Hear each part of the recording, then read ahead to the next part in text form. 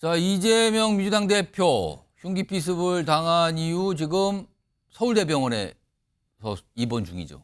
수술을 받았고 지금 회복 단계에 있다고 하는데 오늘 김부겸 전 총리가 이제 문병을 갔는데 직접 얼굴은 보지 못했다고 좀 전해지고 있죠. 그리고 병원 앞에는 지금 이재명 대표 지지자들이 굉장히 많이 있다 이런 얘기가 들리고 있는데 우선 이와 관련해서 민주당에서 좀 설명을 좀 내놨거든요. 지금 상황에 대해서요. 그 목소리부터 좀 확인해 보겠습니다. 다행히 수술이 무사히 잘 끝나서 현재 중환자실에 회복 치료 중에 있고 언제 일반 병실로 다시 옮기게 될지는 오늘 내일 좀 더 상황을 봐야 될 것 같습니다. 그리고 의식은 현재 깨어나셨고요. 이렇게 호전 상태를 보면서 중환자실에서 나오시게 되고 일반 병실로 옮기시게 되면 그때 이제 소통들이 되지 않을까 이렇게 생각합니다. 일각에서 목 부위 1cm 열상이라고 보도되고 있는데 이는 명백한 가짜 뉴스입니다. 열상은 피부 상처를 말하는 것입니다. 피하 지방 및 근육층을 모두 관통해서 내경 정맥의 9mm 이상의 깊은 상처, 즉 자상이 확인되었습니다. 내경 정맥 둘레의 60%가 손상된 심각한 부상입니다.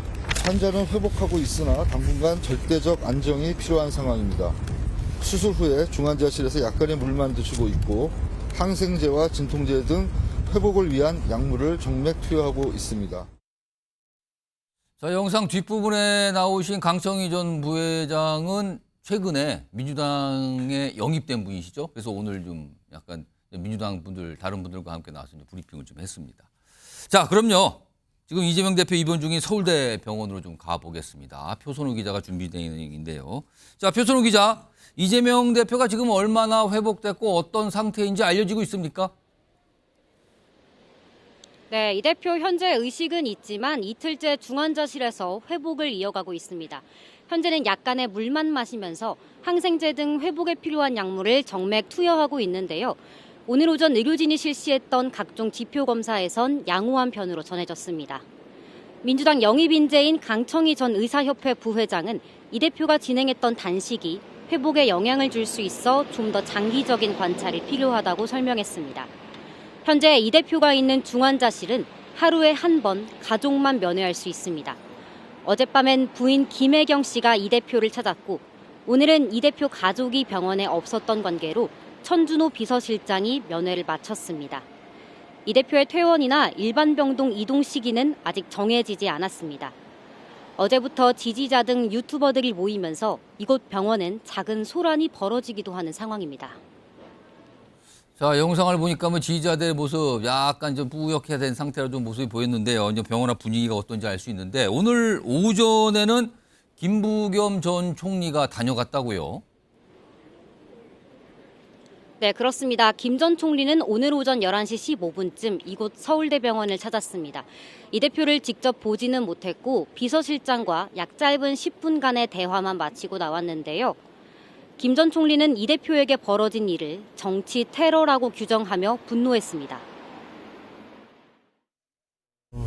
환자분을 뵐 수는 없다라는 걸 알면서도 혹시 가족들이나 우리 옆에서 고생하는 당직자들한테라도 위로의 말씀을 전하려고 왔는데 온 국민이 여기까지 지켜오고 키워온 민주주의에 대한 이 정면 공격 행위입니다. 김 전 총리와 함께 이른바 3총리로 불리는 정세균, 이낙연 전 총리는 아직 구체적인 문병 계획은 잡지 않은 것으로 전해집니다.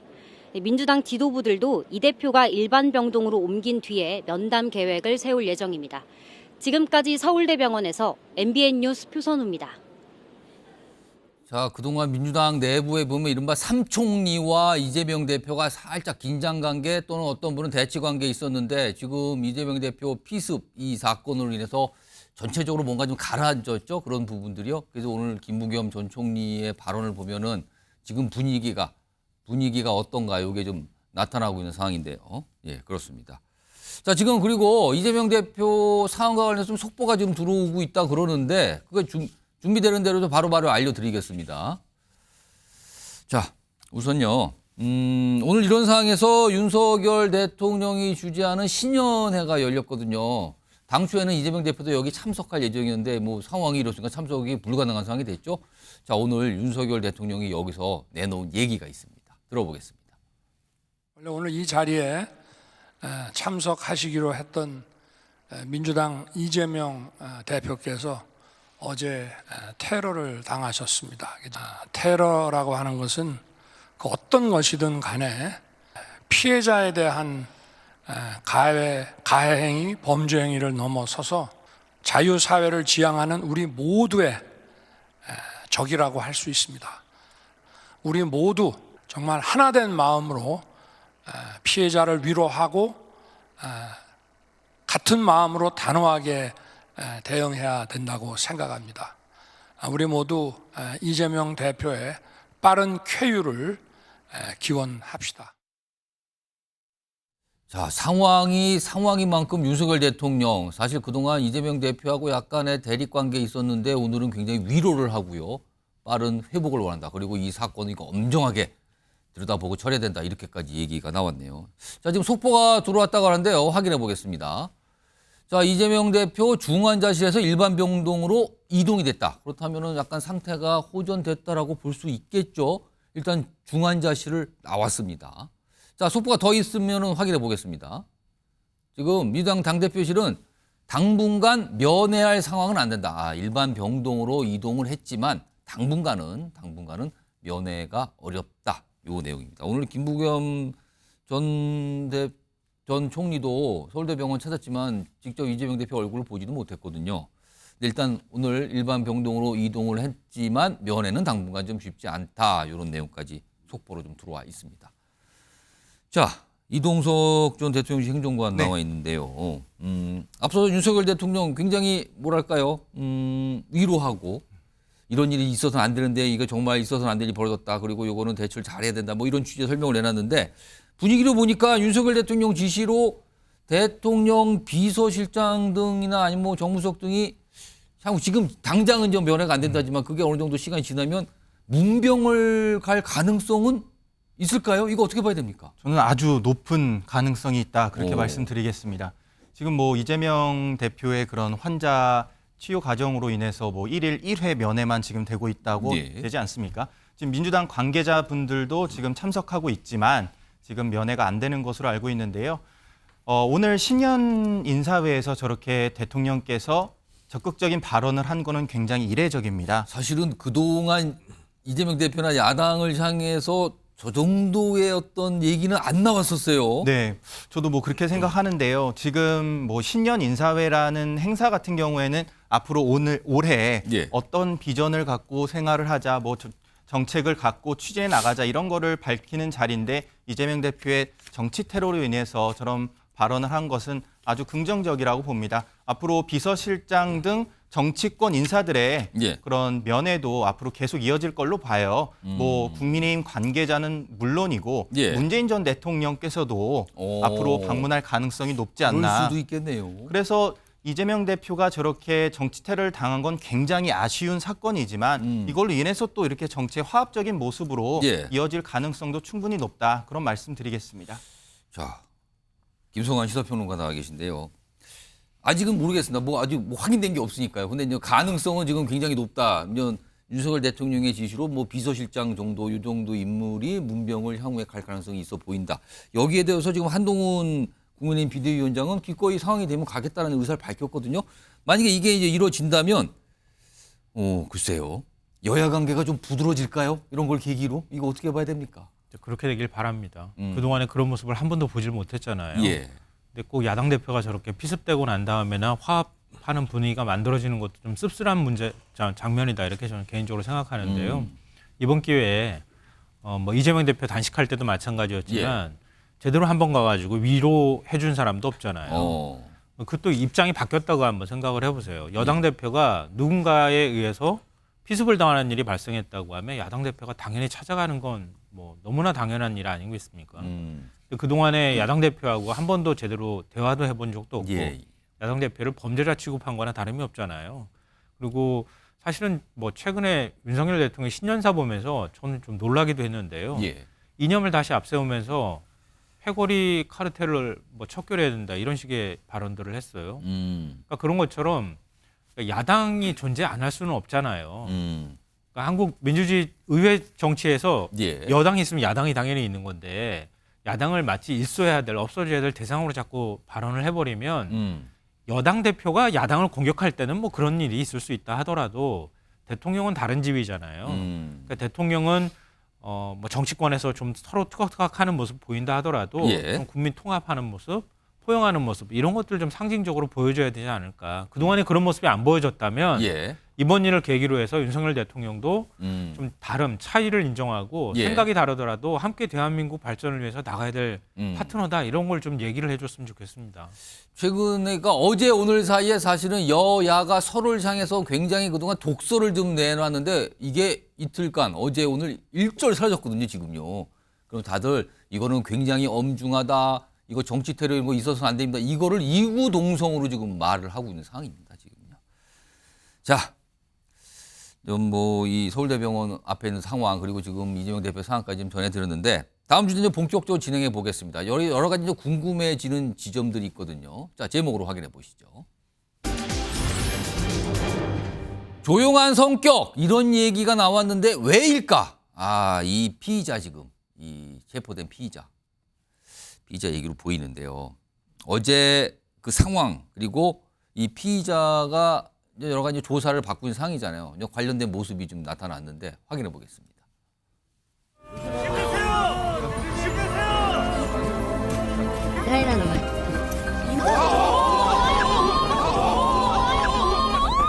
대표님 괜찮으세요?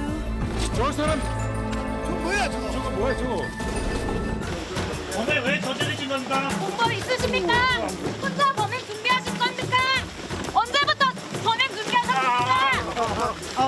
민주당입니까? 국민의힘입니까? 범행은 언제부터 계획하셨는지 말씀해 주시겠어요? 지난달에 부산에 갑니다. 범행 계획하셨나요?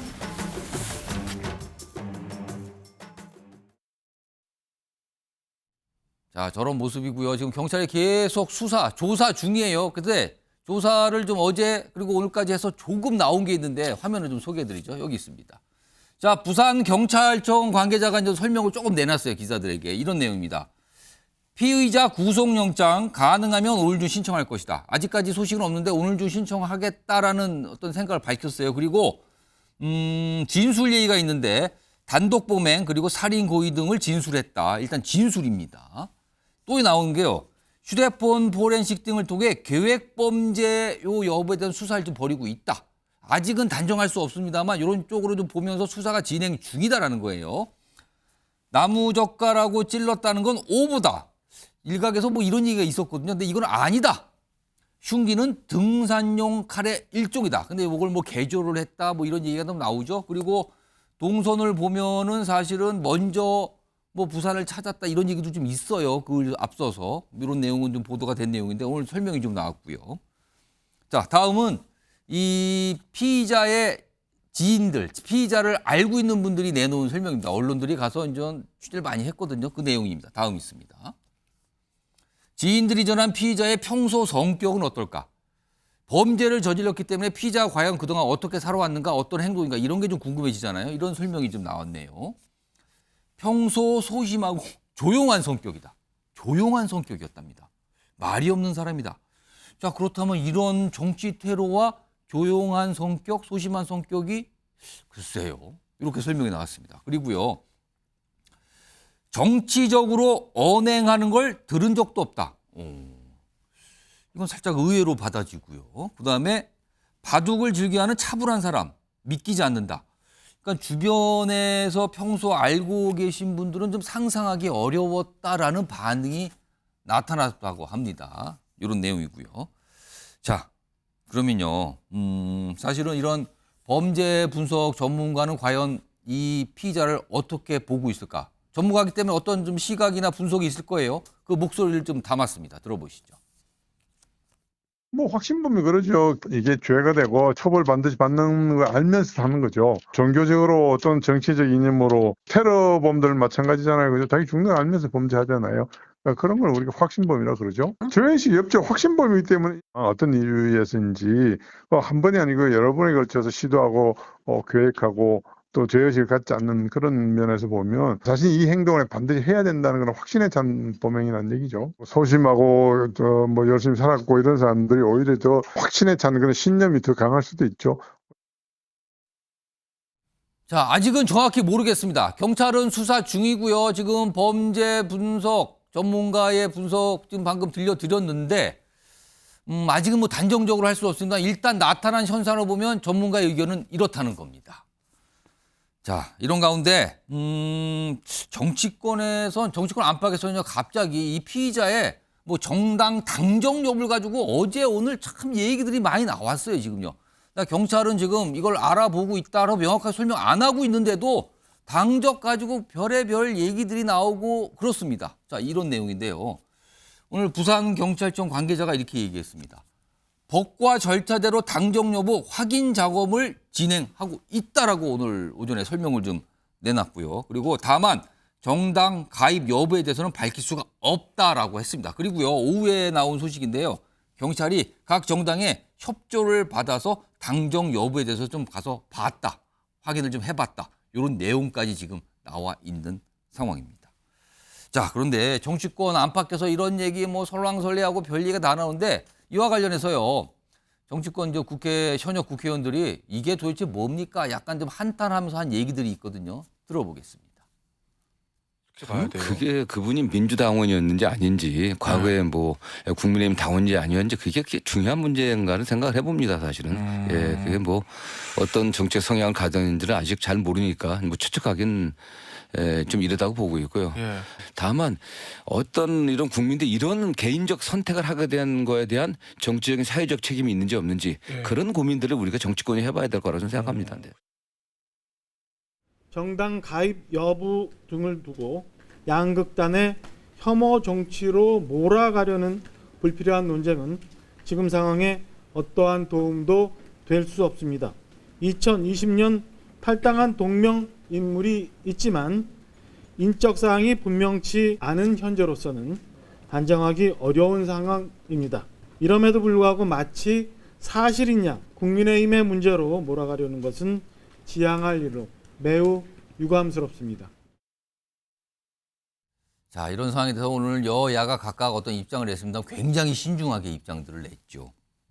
정치훈 민주당 정책위 부의장 나와 계신데요. 네. 앞서서 정성호 의원은 이재명 대표의 뭐 측근, 뭐 좌장 이렇게 꼽히시는 분인데 지금 상황을 이렇게 얘기했어요. 아니, 지금 이게 민주당원인지 국민의힘 당원이었더니 이게 지금 중요한 게 아니지 않습니까? 이 범죄가 일어났다는 거. 그리고 이런 걸 봐야지 왜 엉뚱한 걸 보고 있습니까? 라고 얘기를 했어요. 이거 어떻게 좀 들으셨습니까? 좀 매우 적절한 발언을 하셨다고 생각을 합니다. 그러니까 지금 당적 여부에 따라서 마치 분노의 타겟을 정하려는 그 의도가 있는 분들이 보입니다. 저는 이 사건을 바라보면서 뭐 지금 수많은 호사가들과 뭐 유튜버들 이런 분들이 너무 많은 추측들을 내세우고 있습니다. 사실 이재명 대표의 몸 상태에 대해서는 주치 말고는 이야기할 자격이 없습니다. 지금 뭐 의사라고 하는 분들이 뭐 SNS를 통해서 유튜브를 통해서 수많은 의견들을 주고 계신데 막 글들을 많이 올리고 있어요. 또. 그런 말을 보태는 건 너무 불필요한 일이고요. 지금 이 테러의 뭐 원인, 동기 이것 역시 뭐 당적을 보고 우리가 뭐 호사가들이 추측하고 할 문제가 아니라 수사본부가 결정할 문제죠. 이거를 지켜보고 기다려야 되는 상황이고, 그럼 정치권은 무슨 역할을 해야 되냐.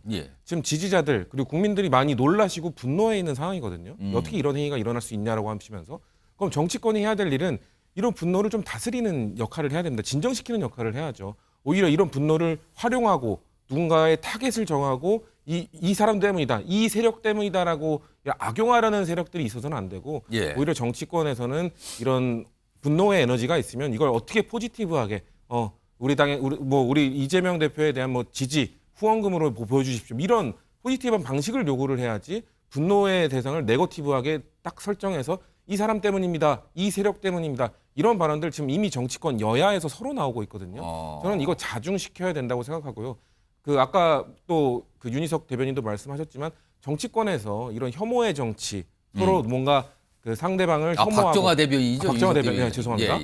상대 혐오의 정치에 대해서 우리가 고민해봐야 된다. 저는 이거 매우 적절한 지적이라고 생각합니다. 왜냐하면 사실 지금 물리적 테러는 지금 일어났지만 의견이 다른 사람들에 대해서 새치혀로 사실상의 인격살인을 하는 이런 언어적 테러는 너무 많이 자행되고 있지 않았습니까? 예. 우리 정치권에서 이런 문화를 만든 거에 대해서 여야가 서로 반성하고 자중하고 좀 이거에 대해서 좀 우리는 앞으로 어떻게 할 것인지를 얘기해야지 당적은 어디냐, 분노의 타깃은 어디냐 이런 식으로 악용하는 세력들을 우리가 다 같이 좀 이 자성하는 걸러내는 그런 모습들을 보여주는 게 필요하다고 생각합니다. 성추진 부의장께 한 가지 좀 걱정이 되는 게 사실은 그동안의 여러 가지 모습을 봤을 때 민주당 내에 이제 강성 지지층이라는 분들이 항상 있어요. 그렇죠. 그리고 그동안 사실은 이 비명계 의원들 향해서 보였던 어떤 태도나 모습을 보면 자칫 이번 사항도 뭔가를 섣불리 단정을 하고 뭔가 공격적인 모습을 보이고 이런 걱정이 사실 많은 분들 하고 계시거든요. 맞습니다. 이건 어떻게 봐야 됩니까? 사실 사건이 일어난 지 뭐 지금 뭐 며칠 되지도 않았는데 그 사이에 온갖 뭐